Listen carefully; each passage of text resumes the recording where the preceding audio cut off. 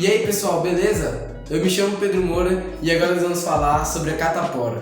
As coisas mais importantes que você tem que lembrar quando você falar dessa doença. Às vezes você está fazendo uma prova ou às vezes você mesmo contraiu essa doença ou alguém da sua família e você está querendo ajudá-la. Então fica atento aí que a gente vai falar sobre a catapora nesse vídeo.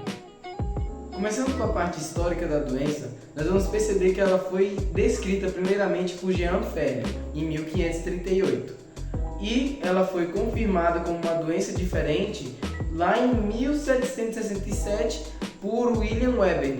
Por quê? Ele fez um estudo em que ele conseguiu diferenciar todas as doenças eruptivas e uma delas era a varícela.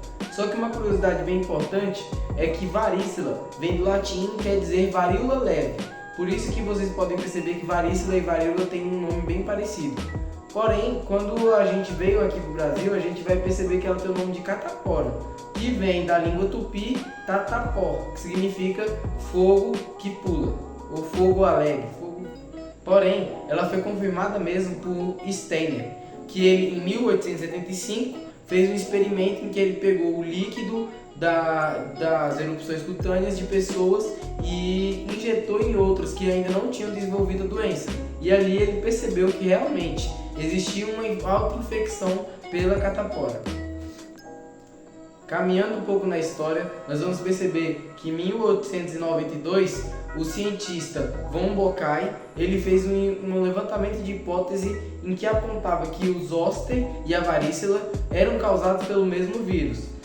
Porém, a hipótese dele só foi confirmada em 1925 por Kundratitz. Ele que fez um experimento em que ele pegou o líquido de pessoas com zoster e inoculou em pessoas que ainda não haviam desenvolvido a varícela. E, coincidentemente, a pessoa que teve o líquido inoculado, ele desenvolveu a varícela e não o zoster. Ou seja, era causado pelo mesmo vírus, já que foi introduzido de uma pessoa que tinha um tipo de doença e desenvolveu outra doença. E com isso, nós tivemos várias evoluções até que nós conseguimos a vacina, métodos de tratamento, coisas que melhoravam a doença. Vai ser explicado mais à frente. Tá bom. Agora que a gente já sabe o assunto do vídeo, vamos falar sobre a varícela ou a catapora. Primeiramente, a gente tem que lembrar que ela é causada por um vírus, o vírus chamado varicela zoster. Entendeu o nome da doença? Beleza. O vírus, ele tem uma simpatia em contaminar mais quando acaba o inverno e inicia a primavera. Por quê? Vocês podem perceber que as pessoas, quando tem essa troca de estação, elas ficam com imunidade mais baixa. Normalmente, crianças e pessoas mais idosas tendem a sentir mais. Por isso que o vírus ele vai se manifestar mais em crianças. Pelo fato da gente ter essa troca de estação, abaixou a imunidade, a criança, como está em contato com várias crianças, se alguma pegar, tem grande chance das outras também desenvolverem a catapora. Tá bom. Agora que a gente já sabe sobre o vírus em si, que a gente já viu qual é o vírus causador, a gente vai entender por que essa doença é tão contagiosa assim. Trata-se de uma doença muito contagiosa, vocês já perceberam, mas por que a gente só pega uma vez na vida? Por que a gente não conhece uma pessoa que já pegou catapora 2 vezes? Exatamente, ocorre porque o vírus ele não sai do seu corpo. Por se tratar de um vírus, e a maior parte dos vírus isso acontece, ele não é totalmente eliminado do nosso corpo, ele ainda fica lá. E, por causa disso, lá na frente, as pessoas podem acabar desenvolvendo a doença chamada cobreiro. Aprofundando um pouco melhor na parte dos sintomas, algumas pessoas, algumas não, a maior parte, elas vão ter uma piora nos sintomas. Ou, dependendo dos casos, ela vai ter uma melhora. Depende do ponto de vista. Mas o que acontece? Nos principais casos de catapora, as pessoas elas tendem a sentir febre, dor de cabeça, algumas podem vomitar, que não são todos os casos, outras vão ter diarreia. Isso está tudo dentro dos casos, mas aqueles que se principal destaca é as bolinhas que aparecem na pele. Por isso que quando a gente fala catapora, a gente já relaciona com aquelas bolinhas. Não sendo só elas. Tem outros sintomas que podem ser graves ou mais leves, porém ainda assim tem outros sintomas. A pessoa, quando ela está contaminada com a catapora, nos primeiros dias normalmente ela vai sentir a febre, ela vai sentir aquela dor de cabeça, ela pode até vomitar, ela pode ter diarreia. Depois assim de um certo período, em todo esse período a pessoa vai ter a aparência das bolhas, principalmente no tronco daqui do corpo da pessoa, nos braços, no couro cabeludo. Ela vai ter durante todo o processo da catapora. E depois que acaba a catapora, ela ainda vai ter a marca de onde ficou as bolinhas. Normalmente essas marcas podem durar por muito tempo, como o caso de algumas pessoas conhecidas. Sabendo a parte dos sintomas que a gente acabou de ver, entra a parte do tratamento, porém com muito cuidado as pessoas vão se tratar, que eu vou falar mais na frente como é que ocorre o tratamento. E eu escolhi falar isso antes porque é melhor do que deixar para depois, a pessoa acaba pulando o vídeo, não vê até o final e ela pode acabar tendo alguma dessas complicações. Quando a sua criança, quando o seu filho tiver com a catapora e ele disser que está sentindo dor, ou talvez por alguns pais eles podem dar aspirina para a criança. Isso não é recomendado, não totalmente. Exatamente porque se eu dou aspirina para a criança que já está com um quadro de imunidade baixo, por causa de ter contraído a catapora, já está com aquela dor, ela pode acabar desenvolvendo a síndrome de Reyer, que nada mais nada menos do que problemas. Em alguns casos o cérebro pode inchar, a criança vai ter muita dor, ela pode ficar compulsiva, ficar muito elétrica ou mais do que o normal. Também a pessoa ela pode acabar desenvolvendo pneumonia. Por quê? Já repito o mesmo caso. Pelo fato dela estar com a imunidade baixa, às vezes o corpo dela fica bem mais suscetível a desenvolver certas doenças. E a pneumonia, ela pode ser, como em alguns casos, ela é muito fatal, visto que ela ataca o sistema respiratório.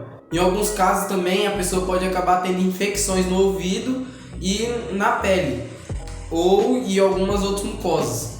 Que isso, querendo ou não, por mais que tenha tratamento bem mais fácil, ainda assim é uma complicação que tem que ser citada e que incomoda muito.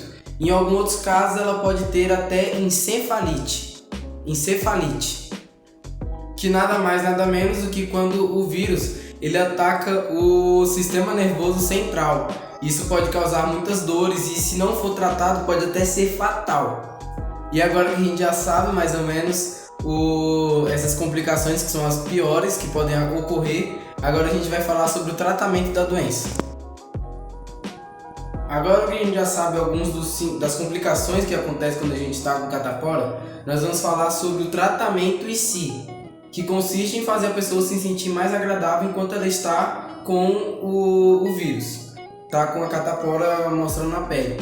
Consiste em a pessoa, quando ela está com aquelas erupções cutâneas, elas normalmente aqui no Brasil a gente tem o famoso banho de permanganato de potássio. É recomendado, alivia bastante a coceira, e também após o banho a gente pode usar pomadas, colocar em cima das bolhas para aliviar a coceira. Afinal de contas, quando a gente coça a gente acaba piorando. E para isso nós temos a calamina como um bom remédio para a gente aliviar as nossas coceiras. Em casos mais graves e com potencial de agravamento, é recomendado que leve ao médico. O médico pode passar um antiviral ou algo que alivie mais a dor, que evite que o vírus se propague se a pessoa estiver muito incomodada. Agora a gente vai falar sobre as nossas medidas preventivas da catapora. A principal dela é a vacinação, pois além dela melhorar, ter menos chance de contrair, a pessoa ela vai ter os sintomas com menor incidência de piora. Ela vai sentir os sintomas, claro, vai ter a erupção cutânea, mas ela não vai ter um sintoma grave, por exemplo, com potencial de piorar, que é o caso da encefalite, por exemplo. Também tem que lavar as mãos. A pessoa, quando ela tá com a catapora, ela tem que lavar as mãos quando ela entrar em contato com as bolhas, para evitar que ela trisque e outra pessoa vai lá e trisque no mesmo lugar, ela ainda não contraiu a doença e acaba contraindo. Acaba ficando com catapora 2 pessoas, por exemplo.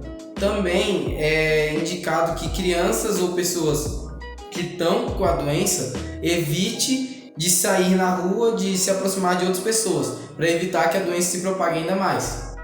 E pessoas que têm já problemas com a imunidade, como por exemplo pessoas que têm AIDS, que ela ainda não contraiu a doença, ela tem que evitar ao máximo. Porque uma pessoa que já tem a imunidade baixa causada pela AIDS, que é uma doença imunodeficiente,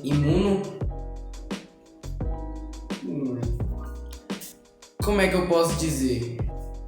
Pessoas que já foram contraídas com a AIDS, que elas são portadoras da AIDS, elas têm que tomar cuidado redobrado para não contrair a doença da catapora, porque o sistema imunológico dela já está atacado, já está bem frágil, e a catapora pode agravar ainda mais sintomas pelo corpo todo da pessoa.